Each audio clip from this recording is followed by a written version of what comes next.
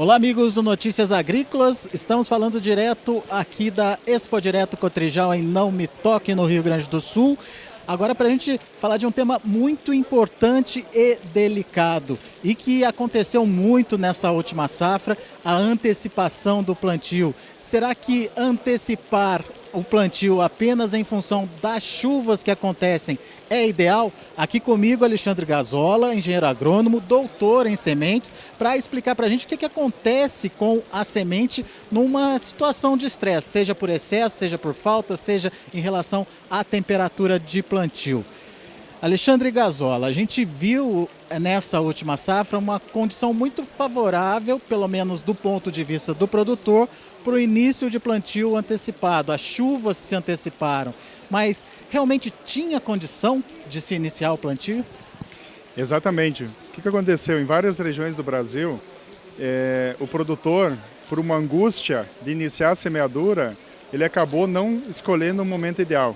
E isso ocasionou uma série de problemas no estabelecimento dessas lavouras. Então, o que o produtor tem que ter em mente no momento da semeadura? Quais são os pontos cruciais para que ocorra a germinação dessa semente e a posterior emergência do solo e que gere uma planta com capacidade de produção?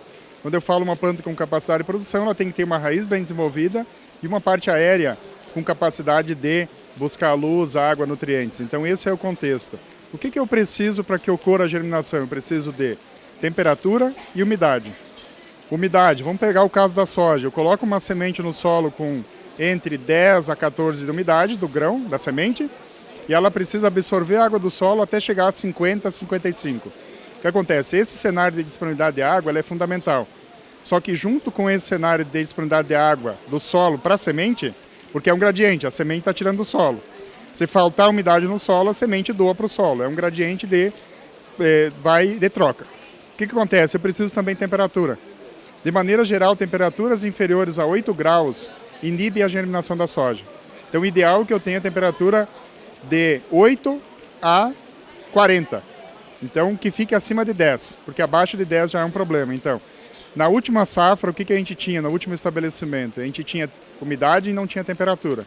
Se eu não tenho temperatura, a semente demora mais para sair do solo. E demorando mais para sair do solo, ela pode ser atacada por fungos diversos, como aconteceu nessa última safra. Então, eu preciso de umidade ideal e temperatura ideal. Se eu não tiver isso, eu vou ter um problema nessa emergência. Mas o produtor ele pode controlar isso de que forma? Tem alguma avaliação concreta a se fazer? De maneira geral, a gente falou nesses dois itens, mas vai depender muito da situação de cada solo. Por exemplo, eu tenho um solo compactado, ou eu tenho um solo estruturado. Tem perfil, não tem perfil. Tem palha, não tem palha. Como é que está o solo do agricultor? Isso é fundamental. Essa é a primeira percepção. A segunda percepção, eu estou antecipando a semeadura, está frio, tem disponibilidade de água. Eu preciso esperar um pouco. O está frio é abaixo de 10 graus. Ele pode, com um termômetro simples, ver a temperatura do solo e evitar isso. Mas, de maneira geral, a própria percepção do agricultor, ele consegue sentir isso. Está frio, não vou realizar a semeadura. É a mesma coisa a disponibilidade de água. A disponibilidade de água é muito importante. Eu preciso ter também, senão eu vou ter problemas. Mas no caso do plantio direto, tradicionalmente ou geralmente, a gente já tem uma temperatura menor ali em função da cobertura, da proteção do solo. Isso precisa ser levado em conta também? Precisa. De maneira geral, os problemas na última safra aconteceram mais em áreas compactadas e com pouca palha. A gente precisa lembrar, uma área tem dois cenários. Uma área com muita palha, eu vou ter a temperatura um pouquinho abaixo. Não estamos dizendo que a palha é o problema, não. Eu preciso aliar essa palha com o perfil de solo. Se eu tenho um bom perfil de solo, eu estou tendo uma boa drenagem, a água está infiltrando no solo. Eu estou trabalhando rotação de culturas, eu tenho raiz, eu tenho exudatos diferentes, o micro-organismo está funcionando, a raiz está sendo decomposta e a água está descendo no perfil. Isso é muito bom. Aí eu fico só com a questão da umidade, da temperatura. A água eu estou conseguindo que ela troque no perfil do solo, isso é importante. A temperatura com excesso de palha é um problema, mas o agricultor tem que ficar atento a isso. Agora, tem produtor que não estaria preocupado com essas condições em função de uma semente de qualidade. Só vigor e só germinação são suficientes mesmo com essa condição adversa? De maneira geral, para a gente posicionar, eu tendo uma semente com altos níveis de germinação e altos índices de vigor, eu tenho uma condição mais favorável. Ela vai conseguir enfrentar condições adversas, como é baixa temperatura e oscilação de umidade para mais ou para menos. Só que tem um limite isso. Ela não é blindada e vai suportar todas as condições. Quanto mais vigor e germinação eu tenho, mais ela vai suportar as condições adversas. Foi o que a gente observou na última safra. Uma condição melhor de semente, vigor e germinação, principalmente vigor, garantiu o estabelecimento desses estandes, mesmo em condições adversas. Só que se eu tiver muita umidade aliado a baixa temperatura, vai chegar um ponto que a semente não vai conseguir mais, ela pode até emergir, mas a planta vem a morrer depois. Então essa é a preocupação. Mas o recado que o produtor precisa entender é que mais germinação e mais vigor sempre vai ser importante e ele sempre vai ter um sucesso maior do que apostar numa semente, muitas vezes salva, sem origem e com baixa germinação e vigor. Então, vigor principalmente é importantíssimo. Agora, você falou do estabelecimento de estandes. É outro fator importante que o produtor muitas vezes não se atenta, que é a questão do plantio, né? Da forma de plantio. O que ele precisa ficar ligado nesse momento? Além das condições de umidade e temperatura, ele precisa analisar outros pontos. Por exemplo, os índices de germinação e vigor da semente, o momento ideal, que é um conjunto de vários fatores, e também ter um equipamento de qualidade. E não só ter o equipamento de qualidade, mas cuidar da velocidade de estabelecimento dessa lavoura. Se a gente pensar assim, a nossa unidade de produção é a planta. Cada planta ela é responsável por aumentar a produtividade na minha lavoura. Então, cada planta é uma unidade de produção. Para mim produzir mais, eu preciso o quê? Distribuir uniformemente essas plantas, ter o máximo de plantas produtivas por área e tirar a maior resposta de cada planta. Mas para isso, eu tenho que distribuir elas uniformemente. E a velocidade do plantio é fundamental nesse aspecto. É fundamental, porque no momento que eu excedo a velocidade ideal de semeadura, que a gente pode na sequência já comentar isso, eu tenho as plantadeiras têm uma limitação nessa distribuição. Então eu começo a ter plantas duplas, triplas, eu começo a ter falha, eu começo a ter agrupamento de plantas. Se a gente pegar de maneira geral, na soja, plantas posicionadas a distância menor que 5 centímetros, eu passo a ter competição entre elas. E uma distância, no momento que eu começo a ter falhas ou uma distribuição mais longa com uma distância maior entre as plantas, eu começo a ter perda de produtividade. Por mais que a soja, através da plasticidade, as plantas vão ter um engalhamento maior onde está faltando uma planta, isso não vai substituir a ausência daquela planta. Então esse é um problema muito grande que a gente corrige com a velocidade de semeadura. Agora, tem velocidade ideal? Como é que se mede isso? A gente precisa analisar como é que está o conceito do solo do produtor. De maneira geral, no sul do Brasil, a gente tem áreas levemente declivosas. Isso é um ponto que a gente precisa observar. Primeiro, eu estou realizando a semeadura em nível no meu terreno ou não? Esse é o primeiro ponto.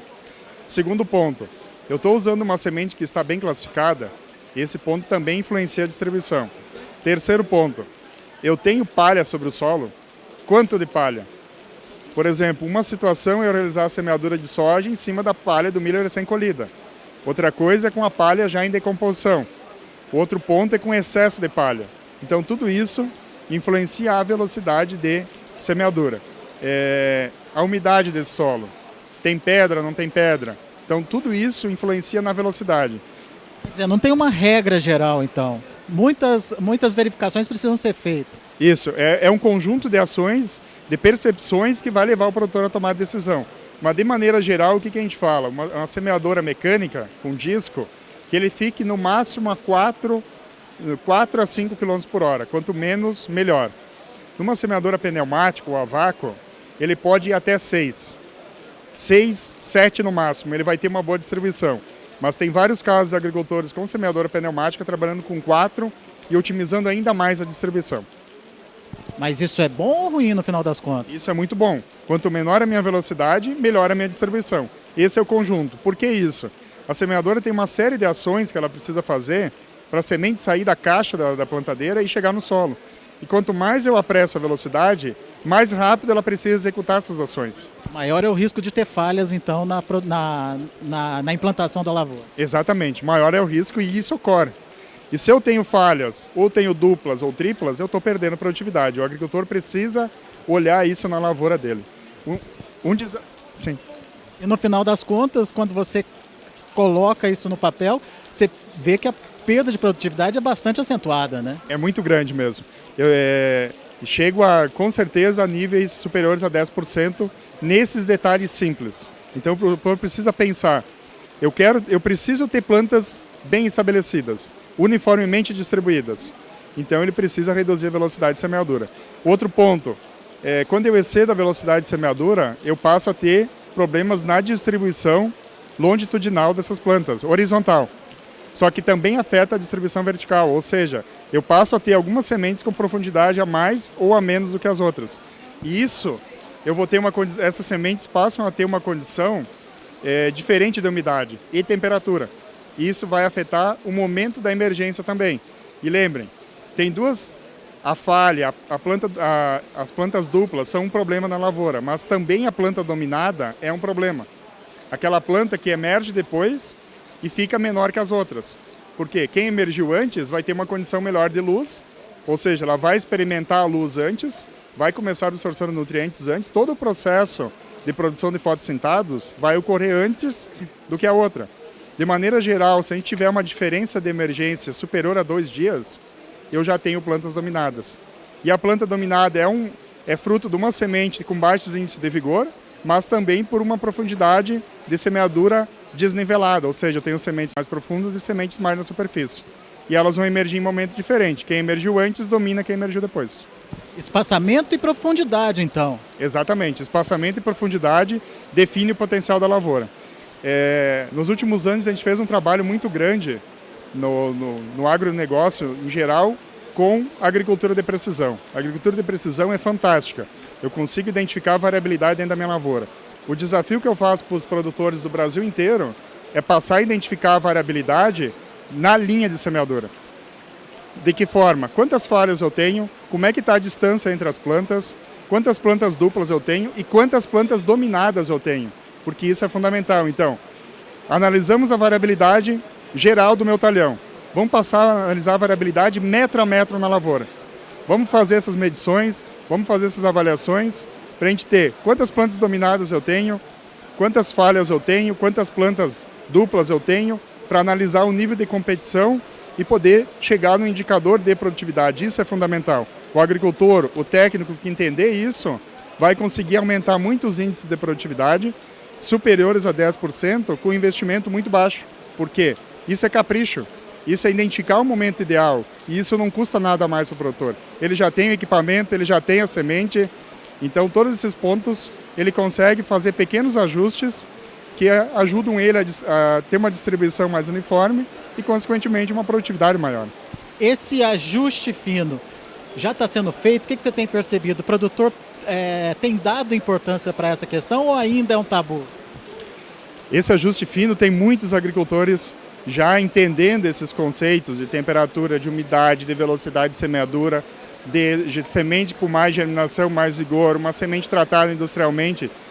Esses conceitos já estão na cabeça de grande parte dos agricultores, mas ainda tem uma parcela significativa que não está aderindo a isso, que está excedendo a velocidade de semeadura, que está estabelecendo lavouras fora do momento ideal, que não está utilizando uma semente com índices de germinação e vigor superiores, então está tendo problema no estabelecimento, que é o ponto crucial. Se eu não tenho planta, eu não tenho produtividade. Não adianta eu ter o melhor trabalho de adubação, o melhor trabalho de controle de pragas, doenças e afins, se eu não tenho a questão da planta. Eu preciso ter plantas e elas têm que estar bem estabelecidas dentro da minha lavoura.